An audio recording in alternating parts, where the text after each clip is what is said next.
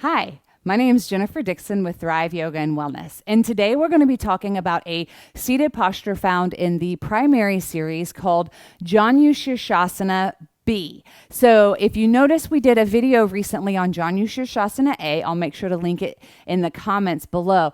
In the primary series, you typically go through a series of postures, the same series every single time you practice, and you build your mobility and you build your body's balance through that practice, that primary series, those series of postures.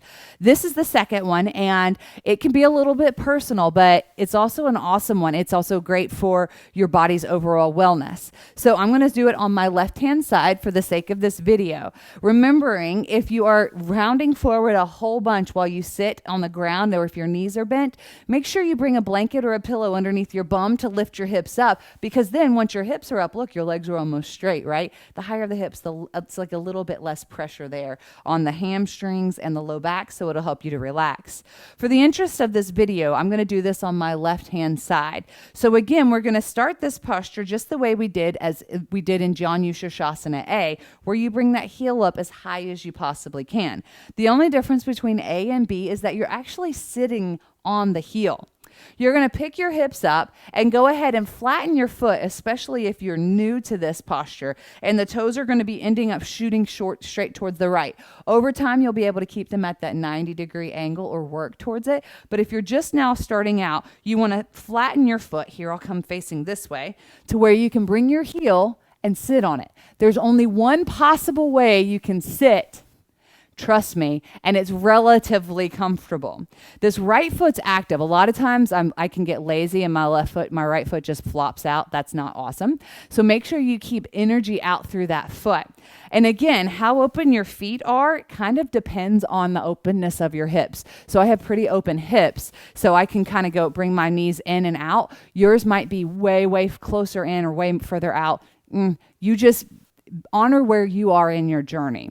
Now, with your foot flat, your shoulders are going to square off towards that extended right leg, and then you lean over that right foot.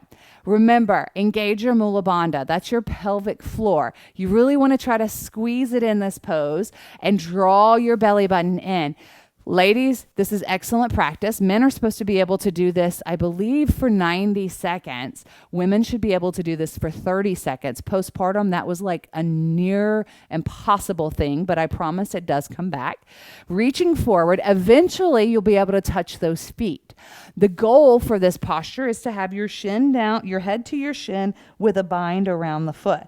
Now, if you can't bind the wrist or you can't quite get to that wrist and you're just holding on to the fingertips, that's okay too.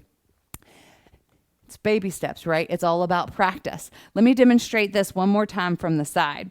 Now, again, when you first start, your foot's going to be out flat. But over time, you'll be able to, let me make sure you can see this, you'll be able to keep your foot more at that 90-degree angle with the top of the foot on the mat.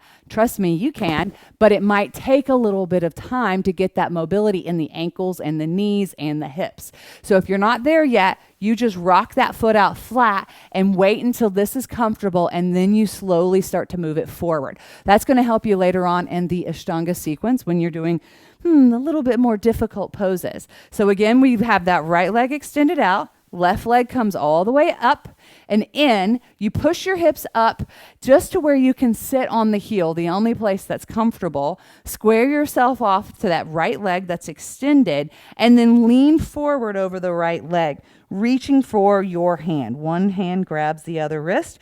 Doesn't really matter which one. Manju just says grab a wrist. And so you hold this pose for at least 5 breaths, if you can, 5 counts.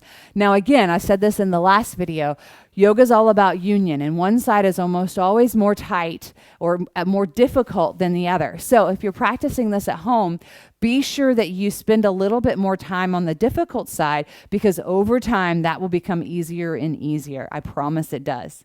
Thank you so much for watching. If you liked this tutorial, be sure to like and subscribe to our channel. My name is Jennifer Dixon with Thrive Yoga and Wellness. We're located in Chattanooga, Tennessee, and I welcome you to come into one of our 40+ classes every week, ranging from Ashtanga, Vinyasa, Power to the more relaxing restorative and Yin. And if you're not in the Chattanooga area, we have an awesome online platform platform called Thrive Online. It's located at thriveyogaandwellness.com/thrive-online, where you can gain access to a growing library of all different levels of yoga, from beginner friendly to more workout focused yoga. And the most unique part of our membership is that you get to practice with us live. And if you'd like, you turn on your camera and you can get some interaction from the teacher. You can get some cues, and you know that you're being watched over by a experienced and knowledgeable teacher. I'm so glad you watched the video today. If you have any questions or comments, please be sure to leave them down below. And if there's a posture that you'd love to see, definitely leave that down below for me, and I will shoot you a video. Take care. See you soon. Bye-bye.